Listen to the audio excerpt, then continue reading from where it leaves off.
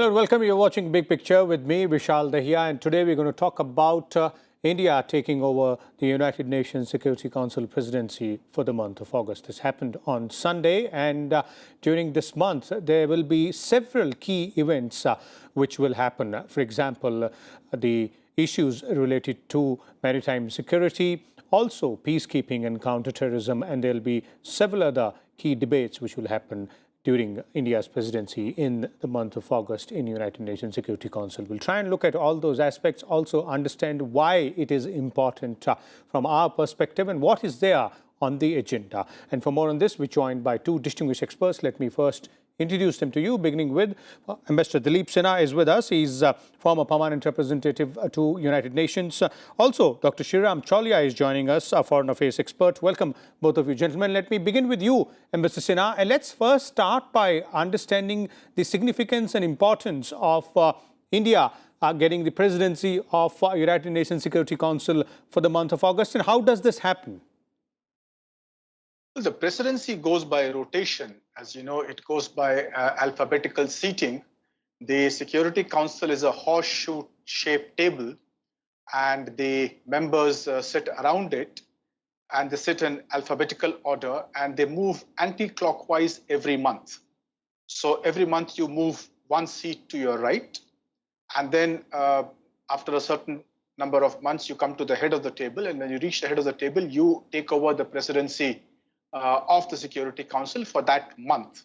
So in this month of August, we have taken over as the rotational president of the Security Council. It's an important responsibility. During the last term that we had in the Security Council in 2011 and 2012, we became presidents in August, and I think again in August 2011, and then November 2012. So that was our presidency at that time. This year, we have taken over again in August of the first year of our term, and we hope we'll take over again sometime next year. That will depend upon the alphabetical arrangement that we have in the Security Council. So the position is rotational, but the Security Council president does have an important role in terms of coordination. The coordination is not only among the members of the Security Council, but also with the UN Secretary General, who acts as the secretary to the president. So it's important for him to represent the Security Council members with the Secretary General.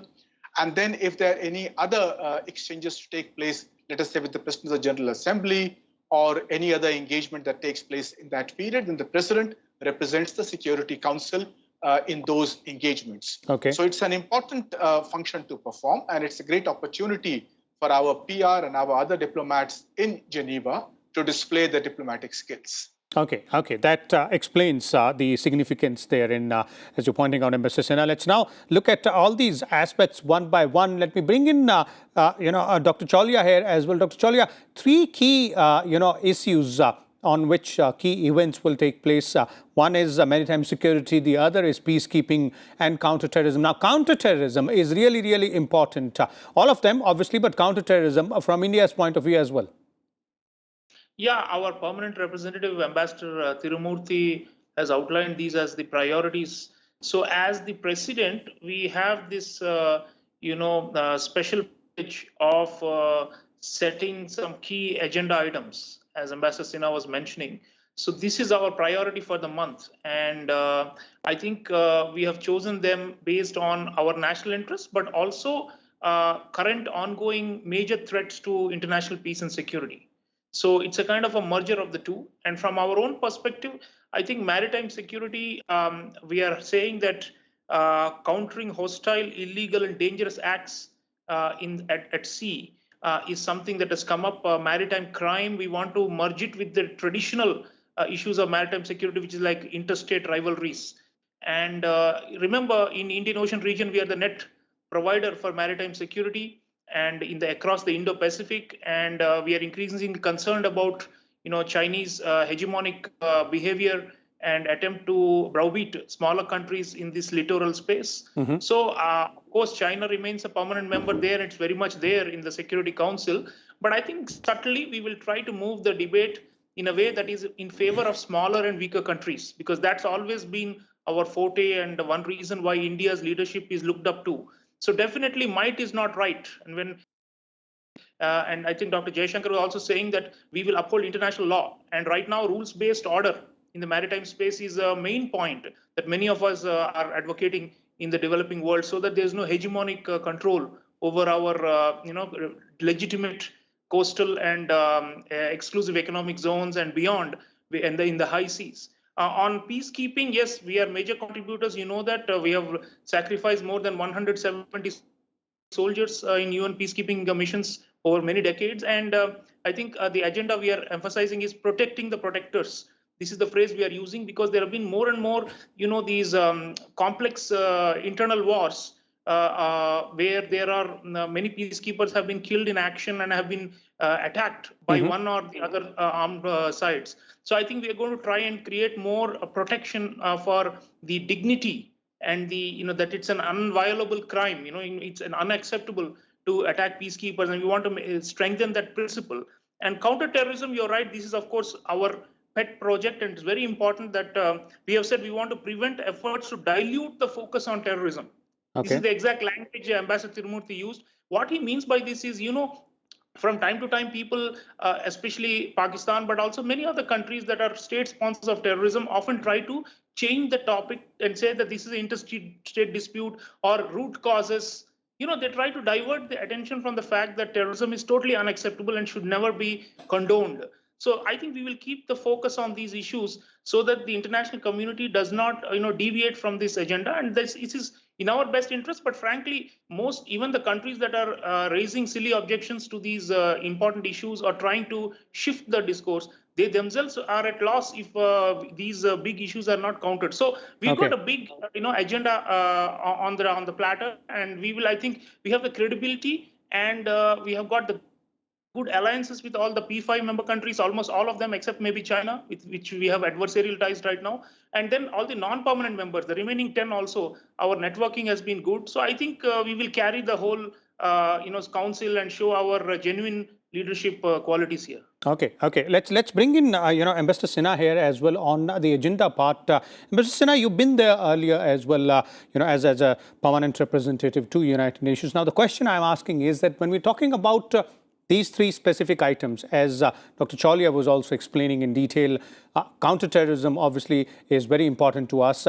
So is maritime security. And when we talk about peacekeeping forces there, we've made our own share of fair share of contribution. Some say even more than that as well. So these will be really, really important items. Yes, these are items that we have highlighted as items that we will focus on during our presidency. And we should be able to hold debates on these issues and try and build consensus in some form or another. These are all old-standing issues in the Security Council. So it's not as if these are new issues, but nevertheless, during our presidency, if we are able to hold debates on these issues, we can move forward towards some form of consensus. Now, you asked, for example, about the earlier term of India in the 2011-12 period. Now, when India was the president in 2011, Mr. Hardeep Puri was our PR in August 2011. And at that time, Syria was the big controversial issue. And several resolutions on Syria had got vetoed by Russia and China. Now, during our presidency, our PR was able to get a presidential statement agreed upon on Syria. And that, I think, was perhaps the only presidential statement that was agreed upon. Now, a presidential statement is slightly lower in importance than a resolution, but nevertheless, the fact that we were able to build a consensus on a presidential statement showed our diplomatic skills and our ability to make compromises and get countries together to agree upon something. So if the same kind of skill is shown this time, then on issues like maritime security, on terrorism, and on peacekeeping operations, perhaps we'll be able to move forward, if not towards a resolution, perhaps a presidential statement, or perhaps build towards a resolution in the later months, so that on these issues remain on the table of the Security Council, and we keep moving towards some form of decisions to be taken by the Security Council on them. Okay, and how will it impact the presence of China as one of the five permanent members of the Security Council, as Dr. Chaulia is saying, when we're talking about specifically the issue of maritime security, because that is where the focus will be. And the international community has been talking about pushing, rather, for China to go ahead and follow the rule-based international order when we're talking about, the maritime security aspect, specifically the South China Sea. Well, the tragedy of the Security Council is that it is a body based upon power politics. So it is held hostage by the 5 permanent powers, each of whom has the veto. So it's impossible for the Security Council to adopt a resolution that goes against the interests of any of the permanent members or their allies. So the skill of any country, other than the permanent members, lies in trying to build together a resolution or a statement which takes into account the interests of these permanent members and tries to see how consensus can be built. Now, obviously, China is not going to accept any resolution that challenges whatever its claims are in the South China Sea or other issues. But China cannot challenge, for example, the idea that we have of free and freedom of navigation in the seas. Then there are other concepts against piracy and against challenging the rights of smaller countries. So we have to use our diplomatic skills to be able to, if not build consensus, at least isolate China on some of these key issues, so that it's exposed that it's China that is opposed to a rule-based international order and not the other countries. So these are some of the skills that a diplomat can show in the Security Council to build either towards consensus or towards isolating the countries that are blocking consensus. Okay, and then what about the issue of counter-terrorism, Ambassador Sinha, because that is something which seems to affect a lot of members, be it permanent or non-permanent? Oh yes, counter-terrorism is one of our very important themes for us, and we have been pressing for this. We have been pressing for a comprehensive agreement on a treaty on countering international terrorism. But all these are stuck on this issue of definition of terrorism, because one country's terrorist is another country's freedom fighter. And this is a problem that the international community faces. Right now, it's extremely important for us because Afghanistan is faced with the problem of a former terrorist organization, the Taliban, invading from bases outside Afghanistan. And Afghanistan is facing a problem of flight of civilians. It's facing civil war. So we have a problem right on our doorstep, apart from, of course, the problem of the terrorist organizations based in Pakistan, which are constantly troubling us. But while we are strong enough to counter these terrorist forces, Afghanistan is not, and Afghanistan is a much weaker country. So we have to see how the Security Council can be activated to help a small country like Afghanistan protect itself against the actions of these terrorist and other rebel organizations that are threatening the peace and security of Afghanistan. Okay. Dr. Chaulia, your views there on the issue of counterterrorism. You were earlier pointing out, how it is really important and it's significant, this entire agenda, when we're looking at it from India's point of view. But specifically, if you're looking at the issue of counterterrorism. Yeah, ISIS, of course, ISIS threat remains in many parts of the world, and there is going to be a debate and discussion on countering ISIS. There was a report generated by the UN on this matter and how to curb this menace on a global scale, the jihadist extremism. So that is, of course, a high priority for us, and we will definitely try to bring everybody around on the same page to support this, joint concerted multilateral action against terrorism.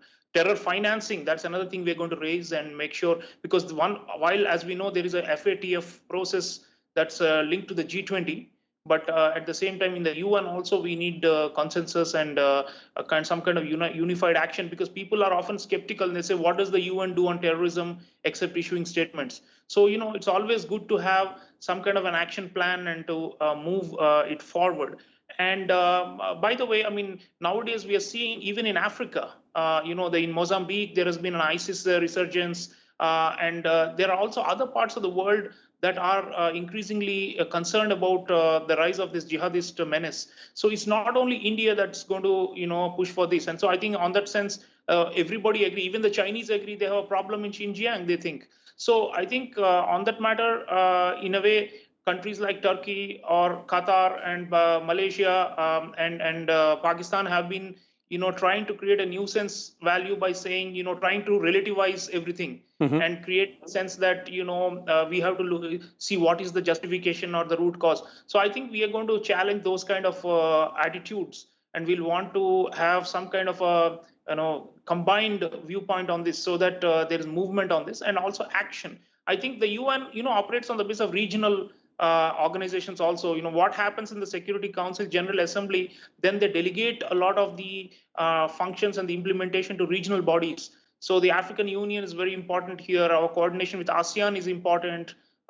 With the, of course, SARC, unfortunately, is not so strong. But there are other regions, even the Europeans have been facing ISIS attacks. So there is a sense that, this is a permanent non-conventional threat to everyone's security. In some cases, these are also being supported by states. And that's where I think our point is not only to look at the non-state actors, but also the state-sponsored actors, because that is how we can attain, bring these under control. Because as long as these groups, even in Afghanistan, which Ambassador was mentioning, I'm sure the way the war is going, Security Council has to take up a matter of urgency that suddenly may come Indeed. up. So while we have a prior agenda, and we have been discussing that, there may be more ones that will come up. A lot of the fragile states are beset with terrorism. I mean, Afghanistan is, of course, the main one.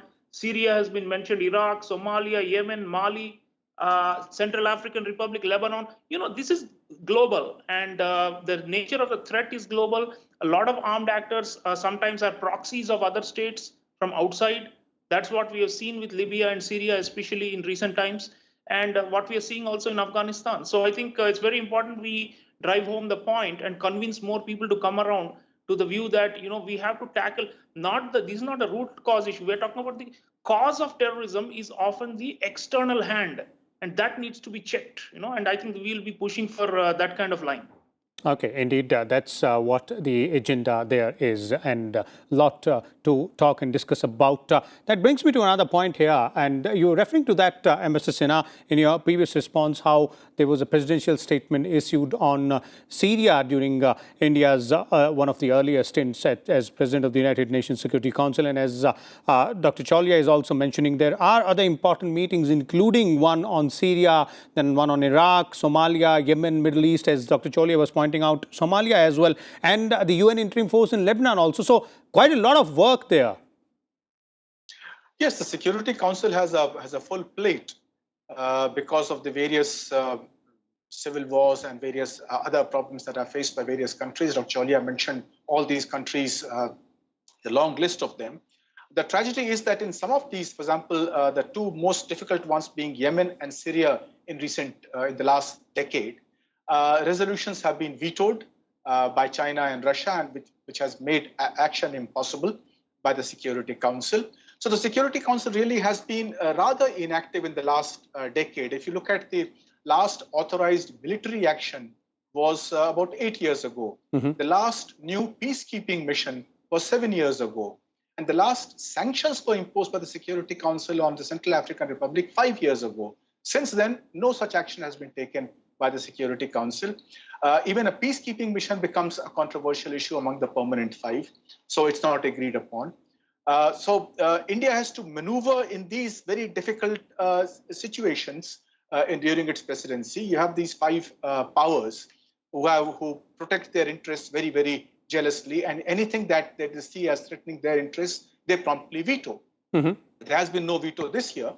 But one never knows when there'll be a veto. And suppose a resolution comes up on Afghanistan, for example, you might have a veto coming. But Afghanistan certainly is one case where international peace and security is threatened, because if the civil war continues, there was a report yesterday that I think the daily flow or the weekly flow is about 30,000 refugees fleeing Afghanistan every day, it seems.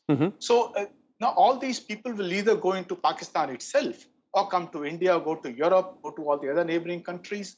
That will create a huge humanitarian crisis, and the UN itself has pointed this out. So it is important for the Security Council to step in and prevent this humanitarian crisis from taking place. And for this, it has certain powers that have been given to it by the UN Charter and must exercise those powers. And that's where the permanent members have a responsibility. Okay. And as president, we can perhaps help them move in that direction. Okay. One quick question to both of you. Since you mentioned that, Mr. Sinha, those time frames which you're talking about the the last sanction imposed by United Nations Security Council or the military intervention approved by the UNSC. Now, those time frames, if you are looking at that, and this particular debate, which has been ongoing for quite some time now, about the reforms process there as well. So, you believe there is an underlying need to go ahead and make this world body work more effectively? Like to go ahead, Dr. Chaulia? Mr. Sinha, yes. Okay. Well, we should certainly keep pressing our claim because we have a very legitimate and a very strong claim for permanent membership. I don't think any international body or international organization can claim to be international in this day and age without India as a member of it. But we should also be aware of the realities of the situation, that there are countries that oppose our membership. So it's a long drawn and it will be a very slow process, but we should not give up. We should keep pressing for our claim because that's a very legitimate and strong claim. Okay, Dr. Chaulia, your views there on this issue of reforms in the United Nations. When we're talking about these multilateral bodies, we need to also ensure that they work more effectively for the goodwill of the entire world. Dr. Chaulia? Yeah, sorry. So we should be permanent members, Vishal, no question about it. And we are, with the G4, the other Germany, Japan, and Brazil, we are continuing to try and wage this battle in the General Assembly. Right now, it is stuck because there is some IG and intergovernmental negotiation process, and they have been delaying it endlessly. And we are trying to move it forward. The good thing is, this month we have Security Council presidency in our hands, and General Assembly is now under Maldives. The Maldives representative has won the General Assembly presidency, and our deputy ambassador in the permanent mission in New York has been made the chef de cabinet of the UNGA president. So we will hope to use all these institutional mechanisms to move the text-based negotiations forward for the genuine reforms, both the efficiency which you mentioned, but also the representation, which is the dire need of the time to expand the council. And one more thing, Vishal, we must appreciate about India, which Ambassador Sinha was mentioning. We are a bridge builder. And there is a fault line in the Security Council. Generally, the Western members, US, UK, France, and even the non-permanent ones, they tend to favor, more interventionism in the case of military dictatorships or in the name of human rights, responsibility to protect and all that. For example, Myanmar. And in recent months, we have seen because we are there in the Security Council, we try to bridge on the other hand, China and Russia say no total non-intervention in internal affairs. We are totally against any kind of violation of state sovereignty. But people are suffering, right? In a country like Myanmar, there's a military dictatorship which is very harsh and repressive. So what do? India tries to find a middle path between Indeed. the two. That's one of our specialities, and that trend, I think we're going to continue using both the UNGA and the UNSC, where we have got levers now, and we have got institutional positions of agenda setting. We should try and use our creative diplomacy better, because ultimately that's what India is appreciated and looked up to in the international community. Okay, indeed, that is our status there and the importance of having India on the table there also. Thank you so much, Dr. Sreeram Chaulia and Mr. Dilip Sinha as well, for sharing your views and inputs on this very important aspect when we're talking about India assuming the presidency of United Nations Security Council in the month of August. There are several important issues on the agenda, such as maritime security, peacekeeping missions, and obviously counter-terrorism as well. We'll keep you updated and we'll bring you more details as well. Then keep watching. Thank you.